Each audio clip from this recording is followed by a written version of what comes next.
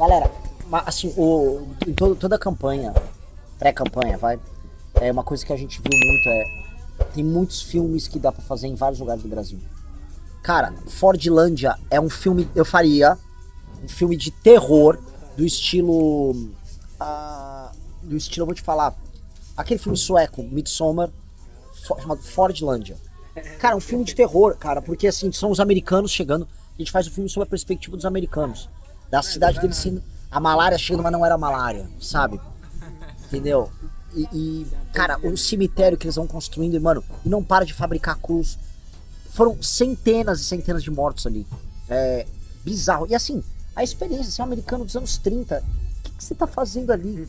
Diz que realmente eles faziam hambúrguer, eles faziam as festinhas deles, eles tentaram criar uma cultura americana lá. E a galera se rebelou, a galera fez uma rebelião. E eu fui ver assim, qual era o regime de trabalho abusivo? 8 horas de trabalho. Começava às 9 e saía às 5. Não vi nada. A região abusiva era trabalhar, pô. Hã? O abuso era trabalhar. Assim, a galera se rebelar, porque se rebelaram contra a comida. Cara, a comida que ele trouxe, tem um americano que tava fazendo uma série sobre isso, tem as latas, era basicamente comida da fábrica de Detroit. Era a mesma comida, eles queriam padronizar em tudo.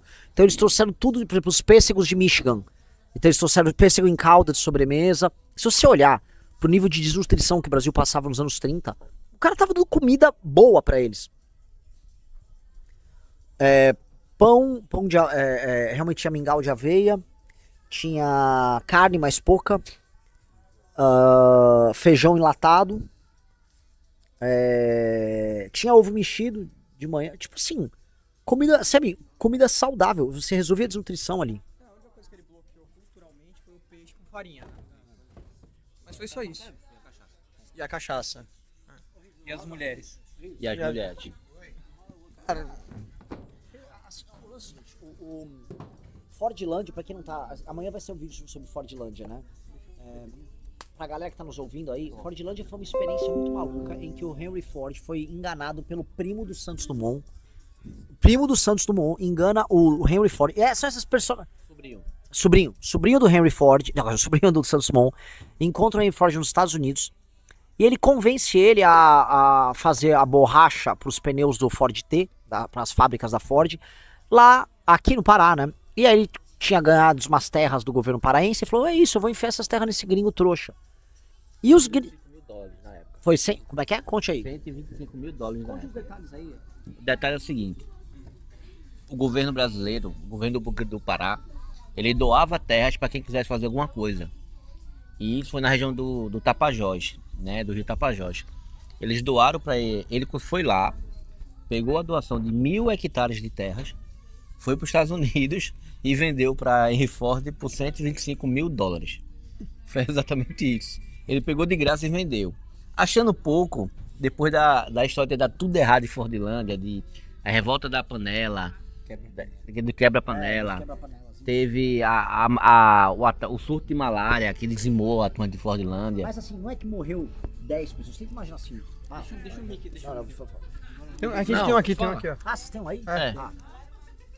Não é que morreu 20 pessoas. Imagina se morreu 30 pessoas numa fábrica. Um negócio, né, Sim, assustador. A gente tava contando, assim, contagem básica. Morreu mais de 400 pessoas ali naquele cemitério.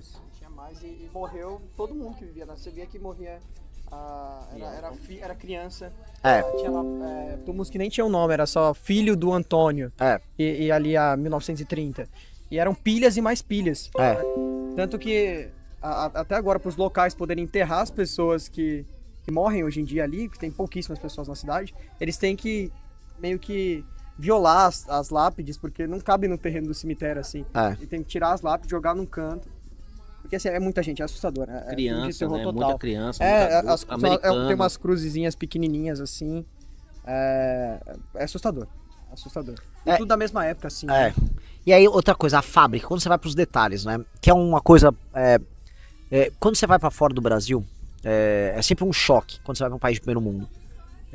Quem aqui já foi dos garotos aqui? Você já foi pra fora do Brasil? Já. Você já foi, Pedrinho? Ou não?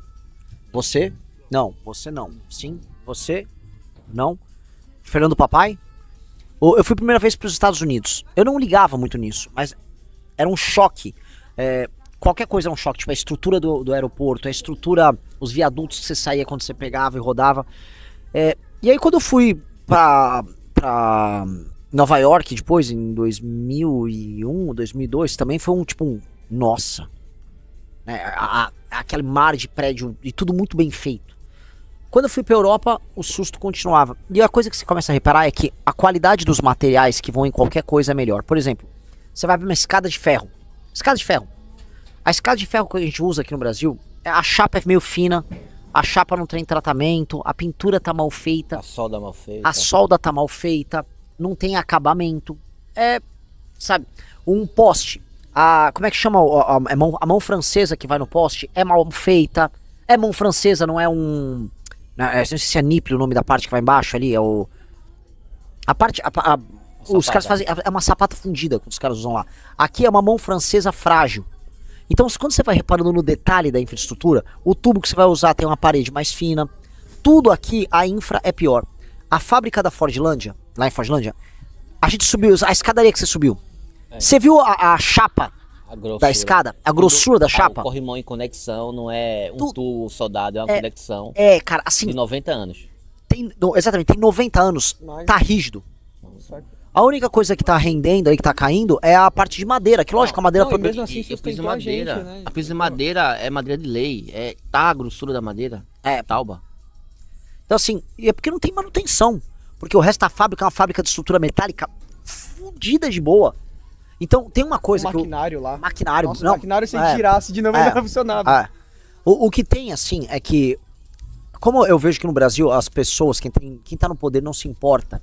Então as coisas não são feitas para durar, as coisas são feitas para entregar. Então a infraestrutura urbana no Brasil ela é uma bosta. Então o asfalto é uma bosta, a calçada é uma bosta, o semáforo é uma bosta, o cabeamento é uma bosta, tudo é uma bosta. Porque quem faz não tem carinho pelo aquilo. Quando os americanos foram lá fazer Fordlândia e depois Belterra, o carinho que os caras botaram pra fazer é muito maior do que a gente, sabe? Vem um cara aqui, ele não mora aqui, e ele faz um negócio mais bem feito. Isso que você fica puto. Porque ele bota um pouco mais de carinho na infraestrutura, imaginando que aquilo vai durar. Aí a rua dura até hoje. Não sei se vocês viram uma das ruas lá em Fordlândia, os caras tiveram um cuidado por alguma razão da rua não ser canto vivo, ou a calçada quadrada. A rua, os cantos são curvados, tanto da calçada quanto do pavimento. Dá um pouco mais de trabalho de fazer assim, mas era um cuidado que os caras tinham. Outra coisa, a guia da calçada mais alta, por alguma razão, o bloquinho bem feito, acho que foi feito aqui, você até já estava me mostrando. São esses detalhes de infraestrutura que mostram assim, porque um é civilizado e o outro não é. Quer ver uma coisa mais bizarra? É o sistema de abastecimento de água deles. Eles só mudaram agora, tipo, há um ano atrás eles mudaram o local, porque a estrutura tá cedendo, tá caindo. Tá arriando, assim, tá caindo pra dentro do rio. Aí eles fizeram uma estrutura nova, mas durou quase 90 anos. Sim. A estrutura de água. E a caixa d'água é espetacular. A caixa d'água, a gente filmou lá, a caixa d'água tá de pé, mas tá assim, tesuda até hoje. Tá... Se a gente quisesse subir, ela é extremamente alta, ela é hiper segura pra subir na caixa de água. E parece que assim, a gente tá falando de aliens, né? Não, vieram os aliens americanos, fizeram uns negócios que a gente não sabe explicar. Cara, eles só fizeram estrutura metálica. É a qualidade da engenharia da época, a engenharia dos anos 30. Se você for em qualquer capital brasileira, assim, tirando alguma outra, mas 90% de capital brasileira tem caixa d'água com infiltração, caindo, vazamento de água, tem tudo. Caixa d'água cedendo, caindo, tem. Mas lá em Fordlândia tem uma lá, bem maior que as que tem na capital, funcionando. Mas é um negócio de doido, Renan. Imagina ali barcos e barcos chegando em 1930 por esse rio, Rio Tapajós, que não tem nada por perto. Com uma estrutura pronta para montar uma cidade. Não é que os caras eles iam ir numa loja de construção e podiam voltar. Não, eles tinham que ir com a cidade pronta nos barcos. Exato, eles foram e montaram uma bagaça de uma cidade. Aí vem e fala assim, por isso que eu fico puto, Renan, desfavelizar é difícil. Cara, os caras montaram uma cidade pra 4.000 pessoas no meio do nada. Não havia nada ali. Mas assim, será que havia conexão por estado ou tiver tudo de barco? Deve ter vindo tudo de barco. Não, foi tudo de barco. Tudo barco. Cara, aí assim, veio um americano nos anos 30, por isso que eu falo que parece assim, vieram uns ETs. Aí o cara monta aquela estrutura. A gente hoje eu não consigo desfavelizar. Não consigo arrumar uma cidade. Tem Ah, outra coisa. Quando você vai, por exemplo, quando você é um cidadão americano muito ativo, você recebe na tua casa os planos de investimento em infraestrutura do teu estado para os próximos 15 anos. Do tipo assim, ó, sabe é previsto que vai aumentar a população nessa região sul aqui da Flórida, nós vamos ter que fazer uma faixa nova de cada lado da estrada, tá? Então já tá, essa obra está prevista daqui 5 anos, tá? A gente vai ter que fazer um viaduto novo ali em tal área, ó, vou ter que fazer uma alça para não sei o que. Eles têm um planejamento de quando eles vão fazer as obras no longo prazo. A gente aqui nem sabe quais obras vão fazer e precisa, sei lá, de emenda para fazer obra. A parte da infra do Brasil é uma das maiores piadas que tem. Porque ela é uma parte essencial para você existir. E não tem. O caso do Pará, a gente tá aqui, né, tendo nossas aventuras paraenses. E você percebe que, diferente do Maranhão, você tem uma demanda do ponto de vista econômico por crescimento aqui. Tipo assim, aqui é para escoar a produção. Cara, se for explorar o agro, vai sair coisa. Se for para explorar a mineração, vai sair coisa. Se for escoar a produção com os portos, vai sair coisa. Ou seja, aqui tá tipo... o Pará é como se fosse especialmente a área ali do Tapajós, ali de Santarém. É um jogador de futebol pedindo bola, ó, sabe, um cavalo fogoso. Me solta que eu quero correr. E o Estado brasileiro não consegue, cara. Aí você vai ver os caminhões de soja com aqueles buracos na estrada. É uma piada. Na boa, isso é uma piada. Se não existe resposta que a gente possa dar. Não existe, eu tenho uma opinião sobre isso. Não tem opinião. Um jornalista me parou, cara, nem de má fé. Ele é o cara da Record. Ele fez uma pergunta sobre infra. Eu falei, o grande problema do Pará, né, tirando Santarém, não foi? Isso. Falei que era infraestrutura. Aí o cara... Aí eu falei que precisava fazer estrada, ferrovia e tal. O cara, não, mas você entende que tem questões históricas aqui? Tipo, que ainda assim, tipo, tem um quilombola aí, e aí tem uma reserva indígena a 200 quilômetros, então você não pode fazer. E eu caguei, falei, não vai... Ô, Renan, antes da gente mudar de assunto, fala dos Borari. Ah, cara, puxa o Borari aí. Tem uma tribo indígena que foi catalogada por os portugueses em 1723, chamado a etnia Borari. E essa etnia sumiu, conforme os anos. Sumiu do mapa. Em 2003, por causa de um antropólogo chegou e disse, cara, eu acho que vocês são Borari. Numa região aqui do Alter do Chão. Vocês são Borari, cara. Eu vi aqui um registro de um português, 1723, que existia um povo indígena aqui. Já que vocês estão aqui, são vocês. Vamos ali, no governo Lula ali agora, petista, bora ali catalogar vocês. Eu vou dar um terreno pra vocês aqui gigante. E foi isso que aconteceu. Essa é a etnia Borari. Cara. E aí foram esses caras que pararam a Cargill. Que estão parando o funcionamento de uma hidrovia. Quando você vê a estrutura que a Cargill fez ali, foi um investimento privado em infraestrutura, com um silo, com aquelas máquinas para levar o grão, para carregar o barco no porto. Sabe, negócio de gente. Infraestrutura de gente. Vai um bosta falando que é um índio parar aquilo para não, a hidrovia, sei lá, o meu tucunaré, não sei, é muito pequeno. Isso é coisa de gente pequena. E aí você tem cidades muito pobres, cara. Belém tá me assustando, tá? Essa região portuária de Belém é de uma pobreza. Né? Enfim, tem que ser cuidadoso aqui, né? Mas tô pra dizer que é o pior lugar que eu já vi numa cidade, por enquanto. Sim, com certeza. Mistura palafita com lixo, com canal. Assim, tudo lixo. Agora, ó, uma coisa, a gente desceu no aeroporto ali em Santarém.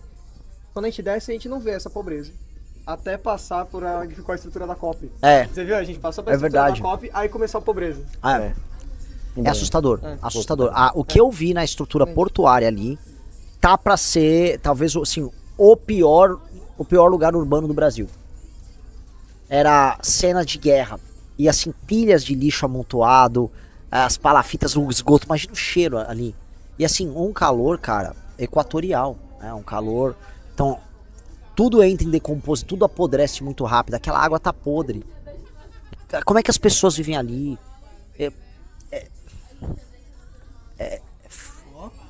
Puta merda. Más notícias pra nós. Que má notícia, Renan, é a Melody do Tecnobrega. Não, má notícia é que a luz azul, ela não deixa o meu rosto bonito. A boa notícia é que vai tocar o Tecnobrega bem alto aqui pra gente.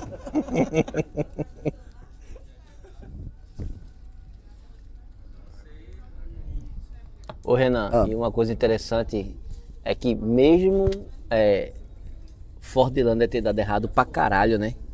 Ele foi assim, cara, eu vou tentar de novo. Ô sobrinho de Dumont, me dá outro terreno aí. É impressionante, né? Aí o cara vendeu outro terreno que é Belterra. Só que a Belterra a experiência foi diferente, né? Porque tava andando Belterra, né? Não, deu errado também Belterra, assim, na questão de economia, do que ele queria fazer. Mas ficou uma herança pra cidade. Sim. Não, assim, Belterra, a urbanização em Belterra, ela faz muito sentido. E aquelas casas eram para brasileiros, né? As casas que a gente visitou foram casas aos moldes americanos para brasileiros. Muito desse. Você assistiu ao Legião das Ideias.